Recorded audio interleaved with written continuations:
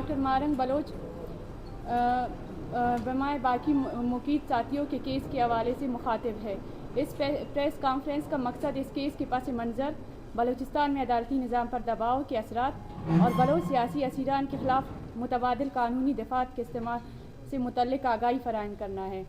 Doctor morning Baloch کو 22 مارچ کو کوئٹہ کے علاقے سریاب سے اس وقت حراست میں لیا گیا جب وہ فورسز کی جارحانہ کریک ڈاؤن کے نتیجے میں شہید ہونے والے 2 نوجوانوں کی میتوں کے ساتھ پرامن دھرنے میں شریک تھی۔ پولیس نے دھرنے پر طاقت کا استعمال کرتے ہوئے نہ صرف میتوں اور ان کے لواحقین کو گرفتار کیا بلکہ ڈاکٹر مارنگ بلوچ، بیبو بلوچ اور 2 دیگر خواتین کو بھی حراست میں لیا گیا۔ گرفتاری کے پہلے روز کوئی وجہ بیان نہیں کی گئی، تاہم اگلے روز ضلعی انتظامیہ نے میڈیا پر بریفنگ میں اطلاع دی کہ ڈاکٹر مارنگ بلوچ کو سیکشن 3 MPO کے تحت حراست میں لیا گیا ہے۔ ہم اس موقع پر یہ وضاحت کرنا چاہتے ہیں کہ 3 MPO ایک قانونی عمل ہے جس کا نفاذ 2011 میں کے ایکٹ کے تحت کیا جاتا ہے۔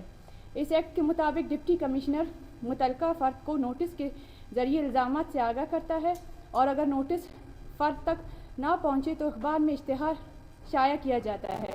اس کے بعد حکومت اپنے الزامات کے ثبوت پیش کرتی ہے اور متعلقہ فرد کو اپنا دفاع کرنے کا موقع دیا جاتا ہے۔ اگر الزامات ثابت ہو جائے تو پھر گرفتار کیا جاتا ہے اور کیس کی نمائندگی ہوم ڈپارٹمنٹ کے ذریعے کی جاتی ہے۔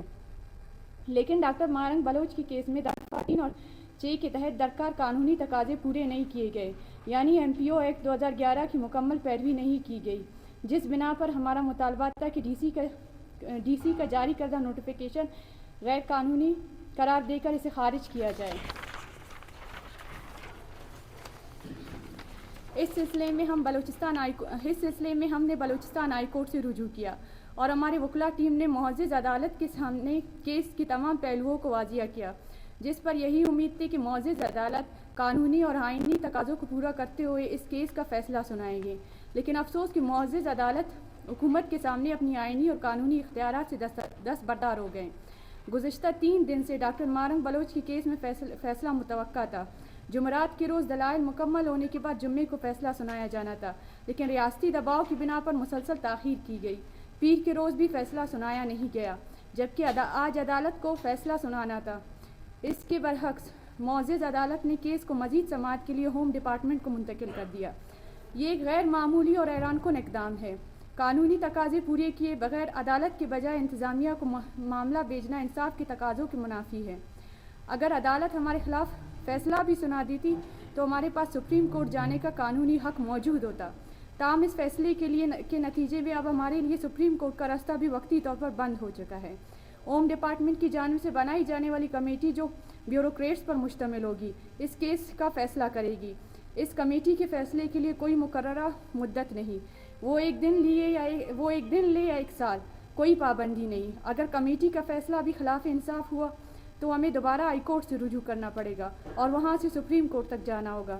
یہ ایک جان بوجھ کر بنائی گئی پیچیدہ راہداری ہے جس کا مقصد صرف تاخیر اور انصاف سے انکار ہے۔ واضح رہے کہ اس کیس میں ڈاکٹر مارنگ بلوچ کے ساتھ ساتھ BYC کے دیگر کارکنان کی کیسز کو بھی شامل کیا گیا ہے اور اس فیصلے کا اطلاق ان تمام کیسز پر ہوگا۔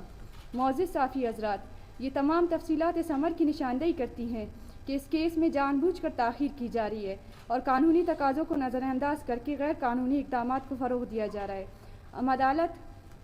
ہم عدلیہ، وکلا، برادری اور انسانی حقوق کے اداروں سے اپیل کرتے ہیں کہ اس کیس میں انصاف کے تقاضے پورے کرنے میں کردار ادا کرے۔ مزید اس غیر قانونی اقدامات کے خلاف BYC اپنا آئندہ لائحہ عمل کا اعلان جلد کرے گی۔